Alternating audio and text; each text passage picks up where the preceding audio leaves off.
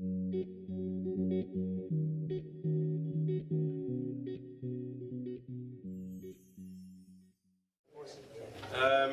conclude the agricultural category with Wally Biggs and his topic, turning fears into opportunities.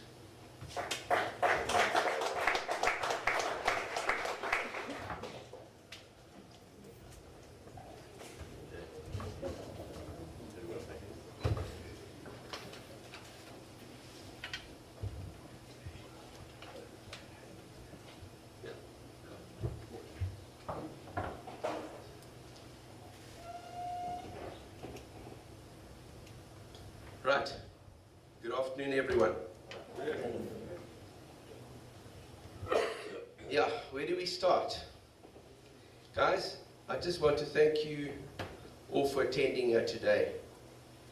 I was very privileged to have spoken at the Bella Bella Land Summit in August this year and experienced that incredible spirit that was going on, where white and black farmers were taking hands and telling good stories. It was so good that we were able to convince government and many political parties just to slow down on this whole expropriation story. I do believe that was the turning point in this country. I was also very privileged to speak at the Komga Farmers Association as well, also under the auspices of SA Agri and Landbou Weekblad. And again, we experienced that incredible spirit again. And we're experiencing it here again today. It's really been incredible. However, my speech today is turning fears into opportunities. But I've just got to die a warning first. And my question to myself is, and the question to all of us, how do I see the future in South Africa for farmers? And just for the purpose to make my explanation easy to understand, I will create two categories, called the commercial farmer and the emerging farmer. I believe all commercial and emerging farmers have a rope around their neck. Right, to the commercial farmer, I believe he has two choices. Either he's going to allow himself to be hanged and die because he's stubborn and does not want to change to the needs of transformation with the emerging farmer. I believe this could happen as it will be difficult for government to implement expropriation without compensation, without losing desperately needed foreign investment, so they will come up with other plans. And this is where I think those who don't want to acclimatize are going to hang themselves. Farmers who don't want to transform will get lower BE accreditation ratings, and in time will find it difficult to trade, whether buying their farm needs or selling their farm produce.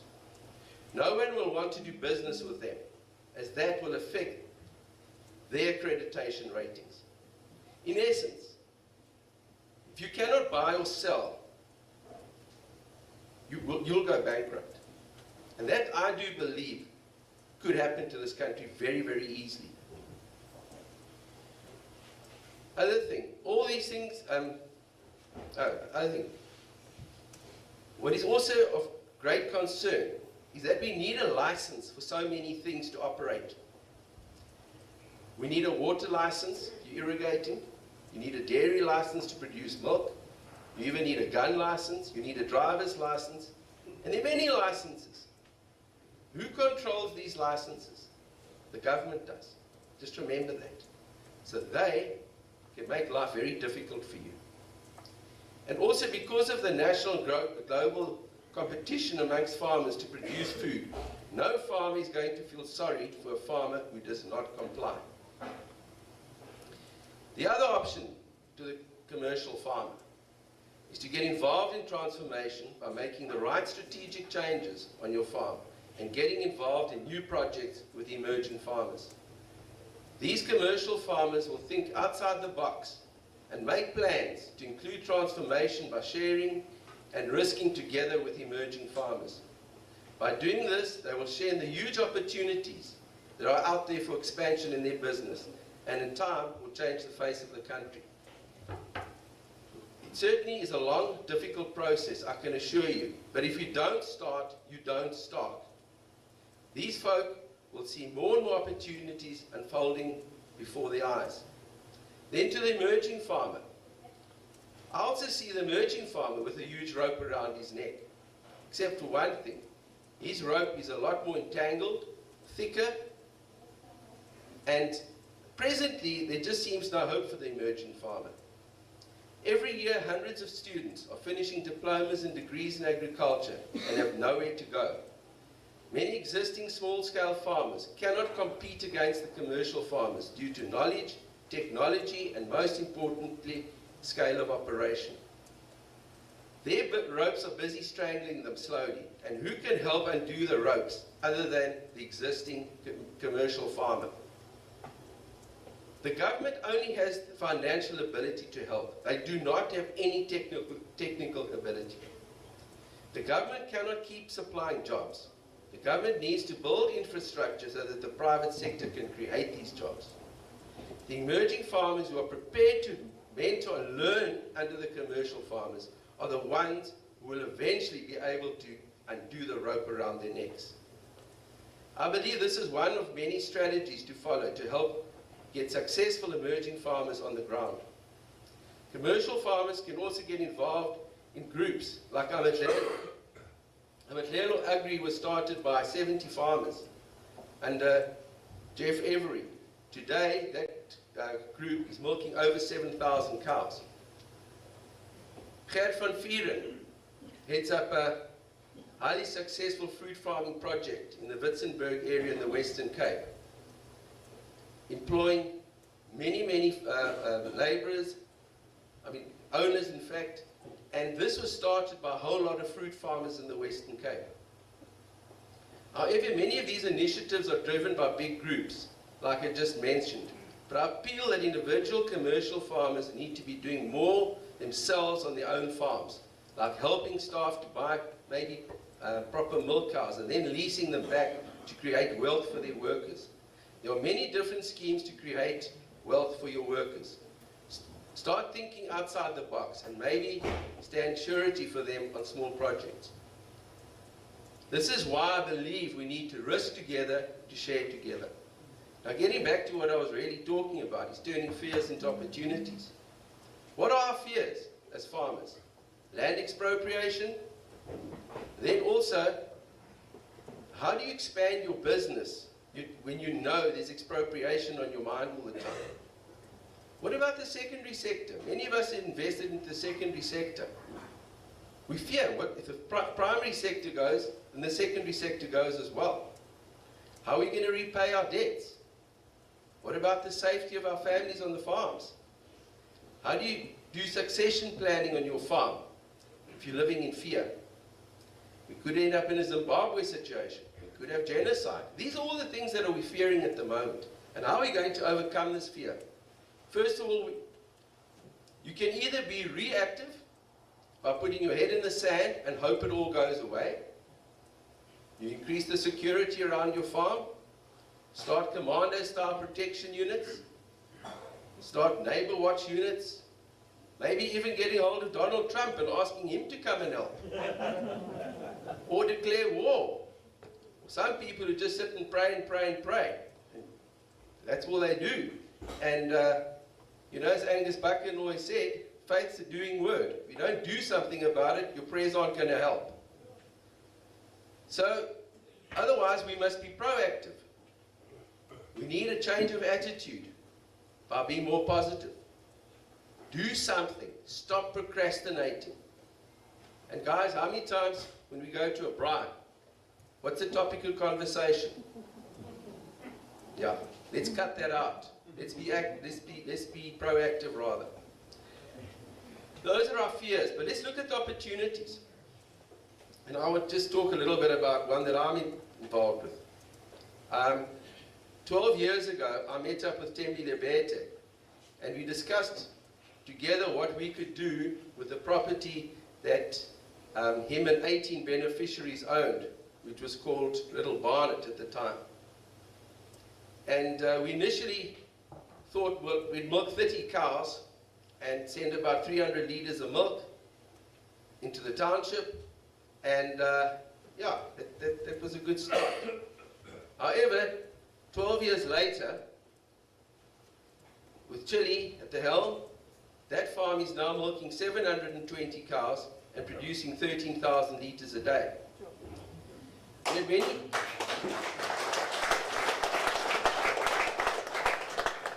We had many frustrating obstacles on our journey, and the one that nearly crashed the whole project was the unfortunate murder of Tembile. Here was a man who was playing a huge role in the development of my transformation. Sadly, the East Cape lost a very fine man that day. Because of the big investment I had made into the farm, I couldn't just pull out and move on. So we had to stick it out and make the whole project work. And as Martin said earlier, I think one of the biggest successes why that project's been so damn good, and I'll say it myself even if I'm involved, we've never had 1 cent of state funding.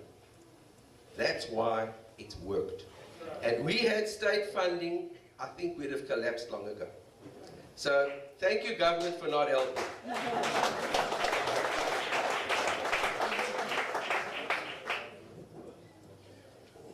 I'm extremely proud of what we've achieved on that farm, but I must just say something about Chile.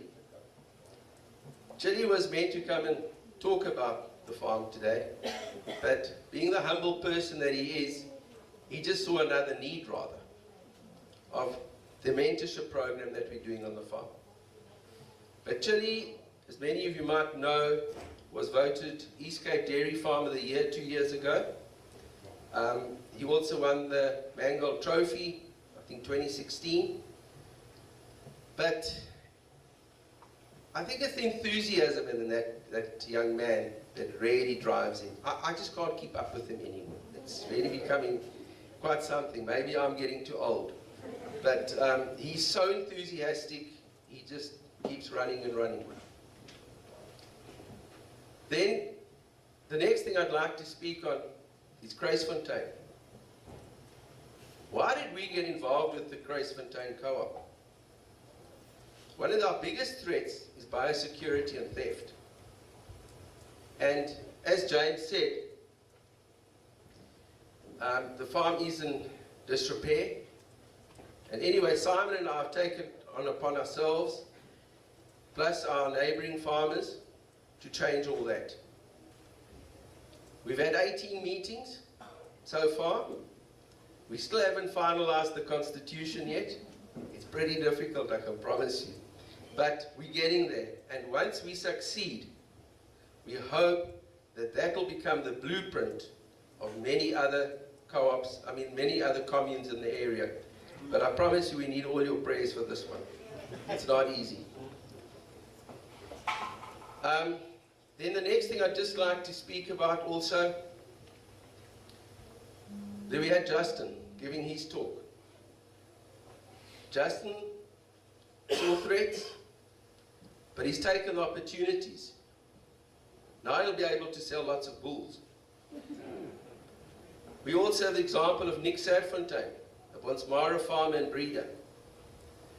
Guys, that's an amazing story where, well, he's a big farmer, make no mistake.